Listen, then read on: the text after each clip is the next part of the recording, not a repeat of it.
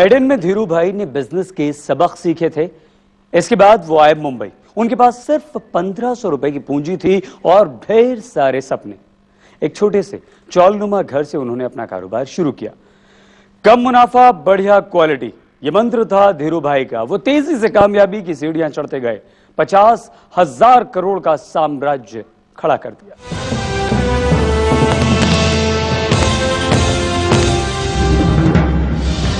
$1948 सौराष्ट्र, गुजरात। सौराष्ट्र के एक school master के बेटे धीरू भाई 16 साल की उम्र में नौकरी करने एडन पहुंचे थे। क्लर्क की नौकरी, 300 की तनख्वाह। एडन में शेल के एक पेट्रोल पंप पर भी उन्हें काम करना पड़ा, जहां धीरू भाई अंबानी अपनी तेल रिफाइनरी बनाने का सपना देखते थे। धीरू भाई ने जामनगर में दुनिया की सबसे बड़ी रिफाइनरी लगाकर इस ख्वाब को हकीकत में बदल दिया। यही बात उनमें थी कि जो बिजनेस के साथ जितने भी लोग थे सब बता रहे थे कि हम कुछ सोच नहीं पा रहे थे जिस वक्त। तभी धीरू भाई के पास क्लियर कट मैप होता था। कोई भी बात जो बोलते थे तो कभी वो हवा में नहीं होती थी। बहुत उसके पीछे उनका खुद का दिमाग चला हुआ होता है। वो पढ़ते थे, बहुत रिसर्च करते थे, पढ़ते थे और सोचते थे कोई चीज करना है तो उसके पीछे पूरा 110% लगा देते थे। 1958 में 26 साल के धीरू भाई अंबानी बिजनेस की जबरदस्त प्रैक्टिकल ट्रेनिंग लेकर पहुंच गए मुंबई। 2 कमरों के चाल से धीरू भाई ने मसालों का धंधा शुरू किया। नाम रखा रिलायंस कॉमर्शियल। कम मुनाफा और अच्छी क्वालिटी को उन्होंने अपना बिजनेस मंत्र बनाया। मसालों के बाद उन्होंने यार्न ट्रेडिंग का काम शुरू किया। कपड़ों में इस्तेमाल होने वाले जापानी यार्न, चमकी, नायलॉन और रेयान में ट्रेडिंग ने उन्हें इस बिजनेस का सरताज बना दिया। मार्च 1977 में धीरू भाई ने 6 लोगों की टीम बनाई और 1 सितंबर 1977 को गुजरात के नरोडा में रिलायंस की टेक्सटाइल फैक्ट्री शुरू की। देखते ही देखते विमल शूटिंग शर्टिंग की धूम ऐसी मची कि लोगों की जुबान पर आ गया ओनली विमल और उद्योग जगत में रिलायंस की धाक जम गई।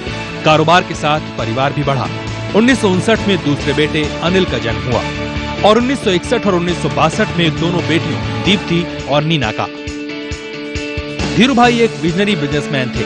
1977 में रिलायंस इंडस्ट्रीज का पहला IPO आया और 58,000 लोगों ने उसमें निवेश कर धीरू भाई में अपना भरोसा जताया। 1986 में पहली बार किसी कंपनी की वार्षिक आम बैठक स्टेडियम में आयोजित की गई। रिलायंस के इस ऐतिहासिक आयोजन में कंपनी के 3.5 लाख शेयरधारक शामिल हुए थे। ये था धीरू भाई अंबानी का करिश्मा, जो बिजनेस से कहीं बढ़कर था। मैं कई आदमियों को जानता हूँ, कई फैमिली को जानता हूँ कि जो कुछ भी नहीं थे आज करोड़पति है। क्योंकि अगर एक आदमी ने 1000 रिलायंस लिया है तो आज उसके पास 10 करोड़ के ज्यादा मिलकत होगी। इस करिश्मे का दायरा बढ़ता गया और साथ ही रिलायंस का साम्राज्य भी। और इन सब के पीछे था धीरू भाई अंबानी का वो सपना। इस सपने में रंग भरने हकीकत की जमीन पर उतरी रिलायंस ब्रांड की मशहूर कंपनियां।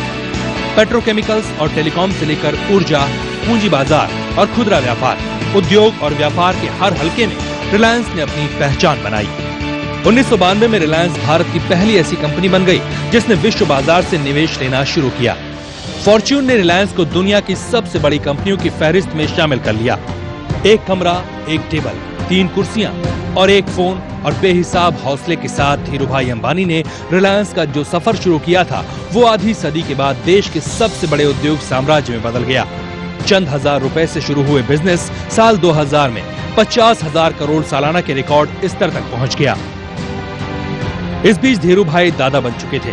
अब वो दोगुनी तेजी से काम कर रहे थे और इसके पीछे थे उनके दोनों काबिल बेटे मुकेश और अनिल। पिता के नक्शे कदम पर चलते हुए इन दोनों भाइयों ने रिलायंस को नई ऊंचाइयों पर पहुंचाया। कामयाबी का ये शानदार सिलसिला जोर शोर से चल रहा था।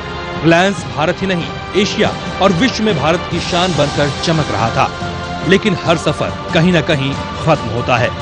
धीरू भाई 6 जुलाई 2002 को इस दुनिया से चले गए, लेकिन उनका सपना हर उस हिंदुस्तानी की आंखों में जिंदा रहेगा जो अपनी बाहों में आसमान भरने का हौसला रखता है।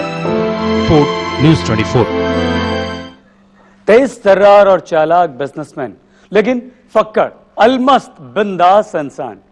धीरू भाई की जिंदगी के तमाम रंग बस थोड़ी देर में। देखते रहिए न्यूज़ स्पेशल।